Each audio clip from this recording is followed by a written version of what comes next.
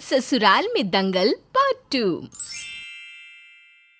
इस कहानी के पिछले भाग में हमने देखा कि किस तरह आलिया अपने जेठ को अपनी जिठानी के घर के काम में मदद करता देख उनसे चिढ़ी रहती है और हर वक्त जिठानी को नीचा दिखाने का रास्ता ढूंढती रहती है। और फिर उसे मिल जाता है सुलोचना के रूप में। आलिया की पड़ोसन सुलोचना जब उसकी सास से मिलने आती है।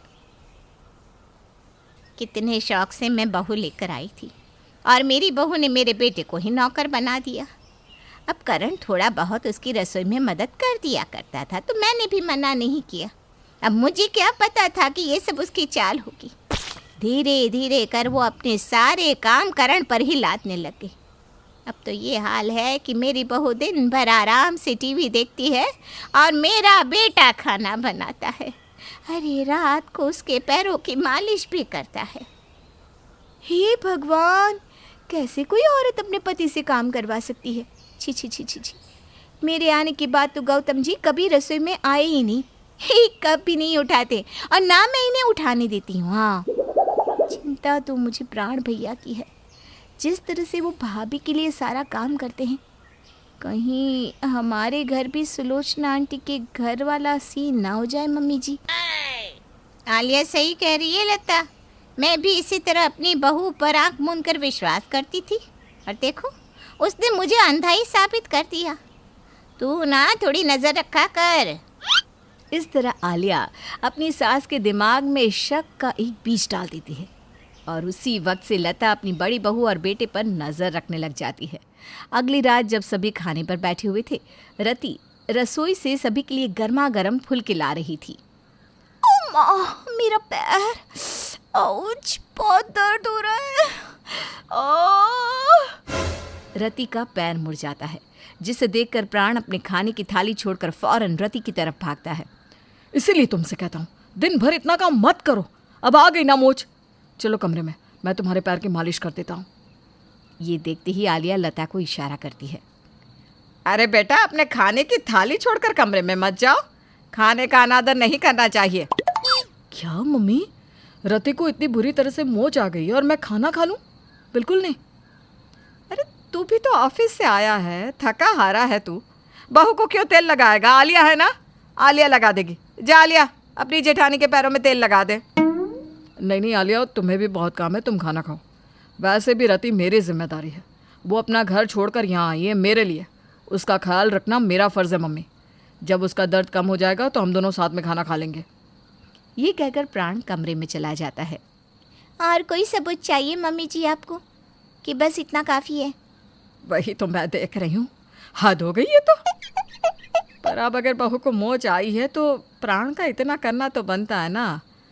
बहू के पैर में रोज़ थोड़ी ना तेल लगाता होगा।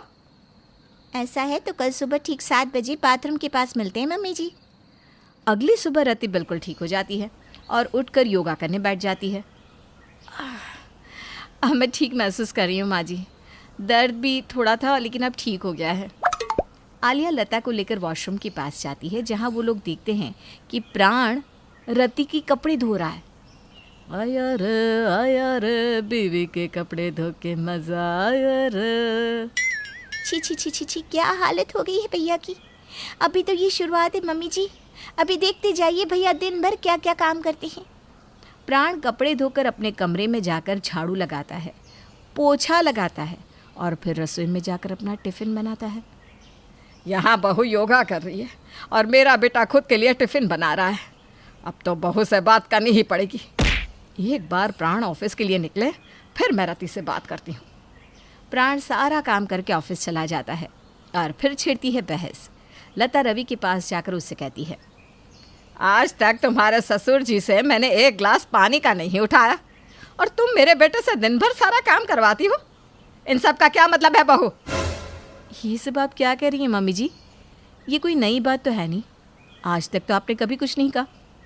वैसे आज तक आपने कभी ससुर जी का नाम नहीं लिया, पर इस घर में ऐसे भी लोग हैं जो अपने पति का नाम लेते हैं, पर उस पर गौर करने की शायद आपको नहीं सूझी। ये चुगली लगाने वाले ने अपना पक्ष छुपा लिया। चाहूँ तो मैं भी बहुत कुछ कह सकती हूँ मम्मी जी। वैसे तो इस घर में लव मैरिज अलाउड नहीं था, पर कुछ लोगों के लिए ये नियम भी बदल दिए गए। पर क्या है ना मम्मी जी, मुझे चुगली करने की आदत नहीं है। ये सुनते ही आलिया बोल पड़ती है। मुझे चुगलीखोर कहने की कोई जरूरत नहीं है भाभी, मैंने कोई चुगली नहीं की। पर देवरानी जी, आपका नाम तो किसी ने लिया ही नहीं, फिर आपको क्यों मिर्ची लग रही है? कम से कम मैं अपने पति को अपनी उंगलियों पर नचाती तो नहीं हूँ भाभी। ओह, तो ये बात है। अब अपना पति ही नहीं भा रहा आपको देवरानी जी, तो मैं क्या करूं? और एक बात कह देती हूँ मम्मी जी, अगर कोई बार बार मेरे और मेरे पति के रिश्ते पर नज़र लगाएगा तो फिर बात बहुत बढ़ जाएगी। कुछ देर बाद रति अपनी फ्रेंड को घर बुलाती है, जो एक क्लींजर को बुलाती है। ओ गॉड रति, तुम्हारे रिश्ते पर किसी की बुरी नज़र है। अब घर में ही दुश्मन बैठे हो रूहानी, तो कोई क्या करे। मैं तुम्हें 2 ब्रेसलेट देती हूँ, एक तुम पहनना, एक अपने पति को पहनाना। इससे तुम दोनों के रिश्ते को किसी की बुरी नज़र नहीं लगेगी। रति अपनी फ्रेंड से कुछ और ही बात कर रही थी, पर आलिया अपनी सास को जाकर कुछ और ही बता देती है। अब भैया को बस में करने के लिए ओझा तांत्रिक वाले जादू का उपयोग हो रहा है इस घर में। हे भगवान, मेरे जेठ जी की रक्षा करना। बस यही बाकी था इस घर में। हे भगवान, अब न जाने क्या होगा। और फिर हो जाता है दंगल शुरू कि कौन गलत कौन सही, किसे हुई है गलत फहमी। बात इतनी बढ़ जाती है कि दोनों बहुएं अपने अपने पतियों को फ़ोन करके वहीं बुला लेती हैं। आलिया यार, इन चीज़ों की क्या ज़रूरत थी? क्यों कर रही हो तुम ये सब? वो नहीं कर रही, तू उससे करवा रहा है। एक औरत को जब लगता है कि दूसरों के पति अपनी पत्नियों को सही से प्यार कर रहे हैं, पर उसका पति उसे कम प्यार कर रहा है, तो जलन की भावना उसमें आना स्वाभाविक है। क्या अगर आलिया तुझे समय नहीं देती तो तू बर्दाश्त कर पाता? नहीं कर पाता। तो अगर अपनी बीवी के काम में मदद नहीं कर सकता तो यहाँ आकर भाषण तो मत दे।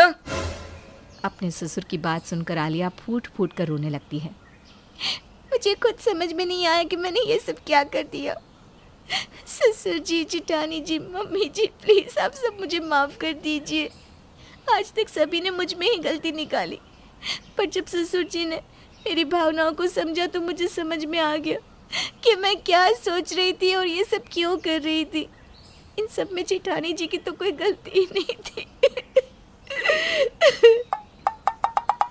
मैं समझ गया पापा आप क्या कहना चाहते हैं। आई एम सॉरी आलिया, मैं तुम्हें इस घर में बहू बनाकर तो ले आया, पर तुम्हारे प्रति पति धर्म नहीं निभा पाया। मुझे माफ़ करना। अब भैया जितना काम तो नहीं कर सकता हूँ, पर वैसा बनने की कोशिश ज़रूर करूँगा। और हाँ मम्मी, इस घर में सुलोचना आंटी के घर जैसा कुछ भी नहीं होने वाला। ससुर जी सारी बात संभाल लेते हैं और परिवार में फिर से खुशहाली आ जाती है।